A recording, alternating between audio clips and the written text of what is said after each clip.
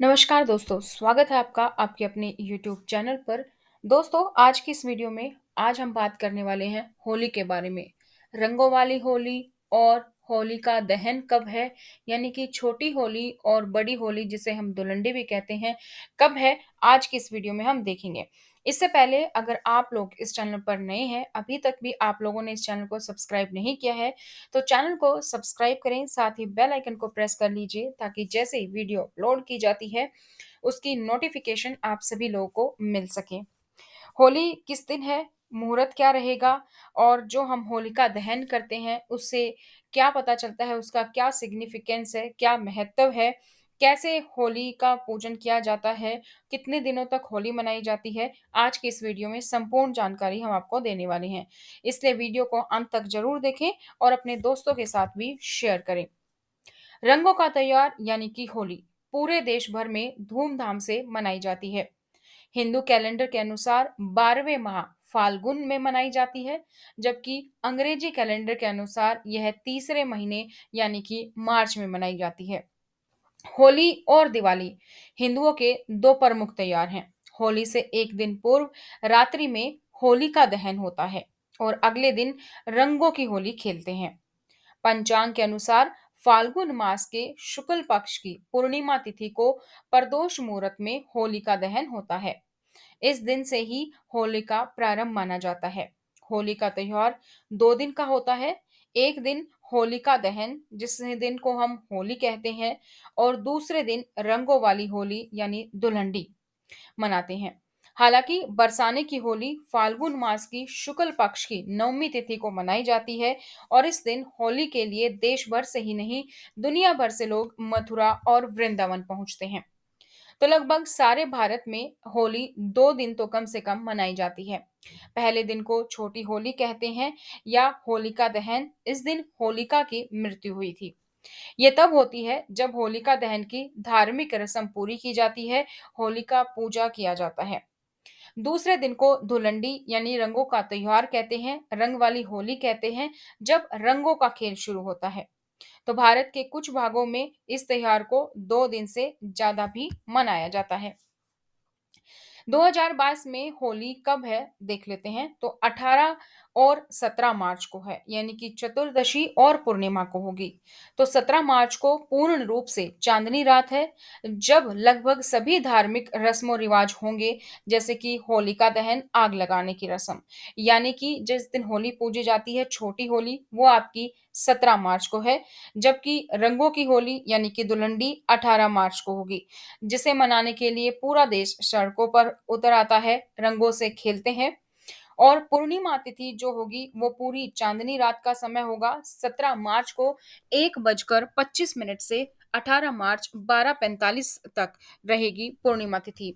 होलिका दहन का शुभ मुहूर्त की बात करें तो 9:06 से 10:16 तक रहेगा। और जो भारत में छुट्टी होती है वो धुलंडी की यानी कि 18 मार्च को होगी। अगर हम लठमार होली की बात करें, जो कि बरसाना गांव उत्तर प्रदेश में मनाई जाती है, तो ये 12 से 13 मार्च तक होगी। फूलों वाली होली वृंदावन उत्तर प्रदेश में ये होली से 4 दिन पहले शुरू हो जाती है, यानी कि 14 से 17 तक चलेगी। बसंत उत्सव जो कि शांति निकेतन बंगाल में मनाया जाता है, 16 से लेकर 18 मार्च तक रहेगा। पंजाब में आनंदपुर साहिब में होला मोहल्ला मनाया जाता है, ये 18 से 20 मार्च तक रहेगा। तो ये तो थी बात की देश के अलग अलग हिस्सों में होली कब से कब तक चलती है। और पूरे भारत में 2 दिन जो हमने देखी, 17 और 18। बात करें चतुर्दशी यानी कि छोटी होली की, तो 17 मार्च को है। होली से एक दिन पहले शाम को बड़ी बड़ी लकड़ियों में आग लगाई जाती है और दानवी होलिका का पुतला उस आग में जला दिया जाता है, जो अच्छाई की बुराई पर विजय को दर्शाता है। होलिका दहन की रस्में शाम को चांद के पूर्ण रूप से देखने के बाद ही शुरू होती है। यह शुभ मुहूर्त 1:10 का होगा इस बार, 17 मार्च को रात 9:03 से 10:13 तक। किसी अन्य समय पर होलिका का पुतला दहन करना खराब किस्मत लाना माना जाता है। होलिका की चिता बनाने का काम, जिसमें होलिका का दहन किया जाता है, हफ्तों पहले से शुरू हो जाता है। होली के मुहूर्त की बात करें तो होलिका दहन का मुहूर्त रात 9:03 से 10:13 तक होगा। भद्रा पूंछ मुहूर्त भी 9:03 से 10:13 तक होगा। भद्रा मुख मुहूर्त 10:13 से 12:09 तक रहेगा। जबकि रंगों वाली होली तिथि यानी कि 18 मार्च की जिस दिन पूर्णिमा मनाई जाती है, पूर्णिमा 17 मार्च 1:29 से शुरू होकर 18 मार्च 12:46 तक रहेगी। बात करें अगर रंगों वाली होली की यानी कि धुलंडी की, जो कि 18 मार्च को है, ये रंगों का दिन होता है जब पूरा देश इसे मनाने के लिए इकट्ठे होकर इसे खेलते हैं और एक दूसरे को रंग लगाते हैं। यह होली का मुख्य दिन माना जाता है और इस दिन सार्वजनिक अवकाश रहता है। बैंक, स्कूल, सरकारी दफ्तर सब बंद रहते हैं। सुबह के समय होलिका दहन की राख को इकट्ठा किया जाता है क्योंकि इसे शुभ समझा जाता है। रंगों का खेल पूरे दिन भर जारी रहता है। रंगों और पानी को फेंकना प्यार की निशानी माना जाता है। भगवान, परिवार और मित्रों के साथ लोग खेलते हैं। लोग मंदिरों की ओर जाते हैं और सड़कें रंगों के पाउडर, पानी के गुब्बारों, पिचकारियों से भरी होती हैं। तो कुल मिलाकर पूरे देश में ये त्योहार बड़े ही हर्षोल्लास से मनाया जाता है। लेकिन क्या आपको कुछ और भी जानकारी है होलिका दहन की? अगर जब होलिका दहन जलती है, उसकी लौ से कई सारी मान्यताएं जुड़ी हैं। अगर होलिका दहन करते समय लौ पूर्व दिशा की ओर उठे, तो रोजगार और स्वास्थ्य के लिए अच्छा माना जाता है।